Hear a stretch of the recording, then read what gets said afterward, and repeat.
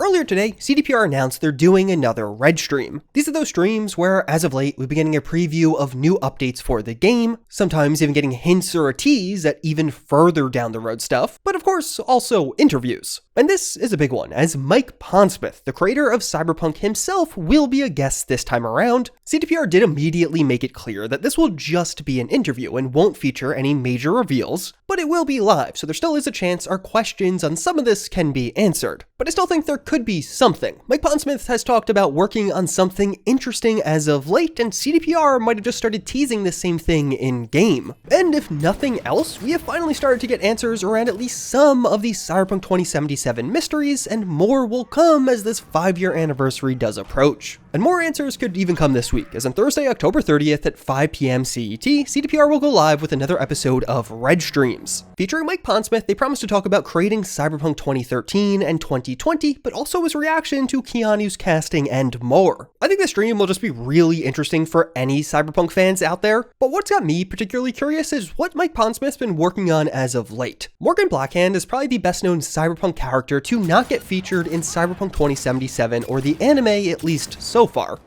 Described as looking like George Clooney, but of course with a black hand, Morgan Blackhand is well known for a good reason. Described as the solo, Blackhand is functionally a one-man army and one of the most famous mercs for hire in and around Night City. He was even at the assault on Arasaka Tower. He led one of the other strike teams right alongside Johnny Silverhand. Unfortunately though, that's where it all goes cold for Morgan Blackhand. He has a very in-depth story in the lore right up until this specific assault. As from this night onwards, Morgan Blackhand went missing. It was actually a major point of speculation with both Cyberpunk 2077 and even Phantom Liberty that this guy would pop up as a major character. There's some mentions here or there, potentially even in Japantown around the time of 2077, but the story of Cyberpunk's most famous solo is unfinished, and that might be changing soon, because I have a suspicion that Morgan Blackhand was going to pop up in the original expansion 2 for Cyberpunk 2077. That of course ended up getting cancelled with the launch disaster and all of the ensuing updates, but it does become interesting again as we just got word that more work on Morgan Blackhand is occurring. This character is extra special as it's the personal character of Mike Pondsmith, the creator of all of this. With Blackhand's absence from Cyberpunk 2077, fans were concerned about a potential retcon on his role, but all the way back in April of 2022, this was debunked by Pondsmith himself. Morgan hasn't been retconned out of 2077, far from it, but the deal is that I have a few things I need to do with him in the timeline before CD gets to play with him. Stay tuned and make sure to check out Cyberpunk Red as well as any upcoming 2077 DLC. He follows this up a few months later in October of 2022 to say, me and my opposite number at CDPR, Patrick, are planning a whole crazy backstory about what Morgan has been doing since the nuke. And if you're excited about Morgan Blackhand or the future of Cyberpunk, both of those posts feel pretty important to me. The quote that CD gets to play with Morgan does seem to be confirmation that Morgan Blackhand will pop up in one of the games at some point, or at least was planned to in the past. And the mention to look out for future DLCs, while also learning that Patrick, likely Patrick Mills, the Cyberpunk lore master at CD Projekt Red, was working with Mike Pondsmith on this, does feel like a pretty big clue of something.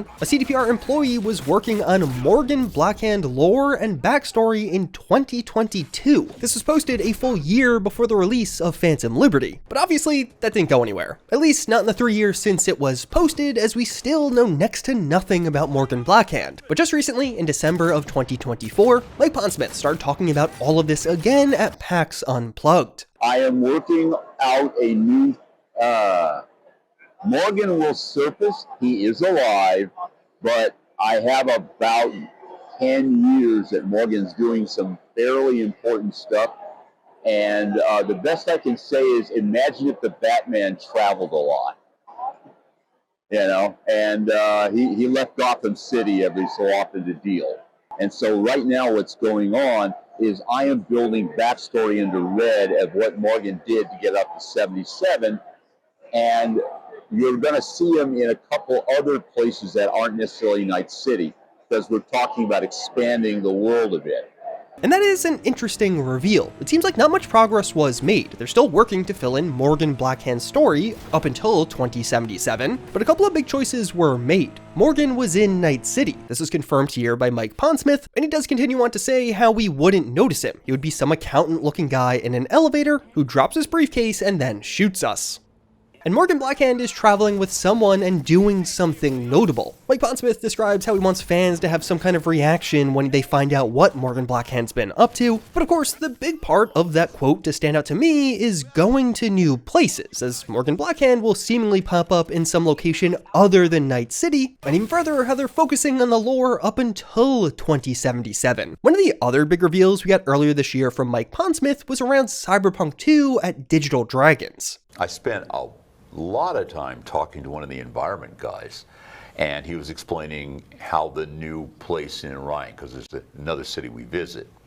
I'm not telling you any more than that, but there's another city we visit, and Night City's still there. But I remember looking at it and going, yeah, I understand the feel that you're going for this, and this really does work. And it doesn't feel like Blade Runner. It feels more like Chicago gone wrong. So in late 2024, he's working on Morgan Blackhand lore, where he goes to new places. In May 2025, he's talking about a second city being present in the Cyberpunk sequel, and I think that second city might be the Plex. This being a giant interconnected metroplex of several cities on the East Coast. Pretty much all of the good cities in the US in one. And if this is the first time you're learning about the Plex, remember it, because you're going to be hearing more about it in the future, almost certainly. CDPR is clearly teasing something here. The Plex was only first mentioned in a shard in Phantom Liberty. Just this one shard that was added with that expansion, but then all of a sudden, with patch 2.3, all 3 of the new vehicle quests have some mention of this location. The most notable being around the new Caliburn Rayfield Mordred. On one of the Rayfield executives' laptops, you can find an entry about the Mordred. It describes how it was designed for a discreet business trip to the Plex in 2075 by Yorinobu Arasaka, and how it must use the latest weapon and armor systems to withstand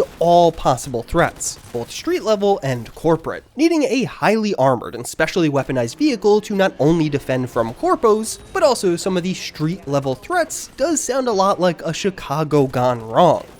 I think Mike Pondsmith is talking about the Plex here, and in turn, I think Morgan Blackhand went to the Plex, or will potentially even pop up there in a more major way at some point in the future. Some kind of Chicago gone wrong, or crazy city where you need a armored and weaponized car does sound like a perfect setup for this one-man army to do some really crazy stuff that definitely shocks the audience, just like what Mike Pondsmith wanted. So taking that all together, I think it's pretty clear that CDPR and Mike Pondsmith are collaborating on some kind of new Morgan Blackhand storyline that may take us to the Plex. And that's why we're seeing teases around it. But what actually will this be? Are we talking about a new Cyberpunk lore book, one for 2045 or 2077, as they do have planned right now? There's of course also Cyberpunk 2, that's the most obvious way I could see this all coming into play as far as a video game does go. Cyberpunk 2 just went into pre-production, so the timing here could make a lot of sense, but there's also a ton of hope from fans for a new Cyberpunk 2077 DLC. Could that fit in? That's definitely one of the more hopeful and kind of crazy answers, but at the same time, right now there's a rumor that The Witcher 3, a 10-plus-year-old game, is getting a new DLC. The current speculation that the DLC will focus on Ciri and almost act as an epilogue or bridge between Ciri's story in The Witcher 3 and the upcoming story in The Witcher 4. What if we got something similar for Cyberpunk 2077 made by Virtuous, who's been making all the free updates? We don't really have much evidence that a DLC per se would be coming with Morgan Blackhand, but I think from everything I've laid out here, it's clear that something's going on. They're working in collaboration on something. Remember this birthday calendar? It came earlier this year and it's been speculated on to death as it had these encrypted slots. So 6 characters had encrypted birthdays, but how is this relevant to Cyberpunk 2077? Seemingly we know all of the character birthdays. Well, the first of these encrypted birthdays seems to have just gone live, as it's none other than Takamura. So now as far as I can tell, this is actually just a birthday post. It's not like there's anything hidden embedded in this one, but technically this is a step away from what they've typically been doing. All of the other birthday posts we've been getting over the course of 2025 have been characters to appear on this calendar. Takamura is not on this calendar, seemingly being one of the encrypted slots. He isn't even enlisted on the October calendar they posted at the start of the month. As far as what this means, I genuinely have no clue. At this point, I think all of this is leading to something around the 5-year anniversary on December 10th, but I really have no idea why Takamura's birthday would have been encrypted in the first place, or even who the next birthdays will be. Seemingly we'll get several more reveals over the course of the next month or two. I mean, that is the rest of 2025. And yeah, if you have any ideas around what's going on with Mike Pondsmith, Morgan Blackhand, and the Plex, or even with this birthday calendar or Takamura, let me know in the comments. But otherwise, get subscribed. At the very least, we're getting a cool stream later this week, and I'll keep you up to date with whatever's going on with Cyberpunk 2077.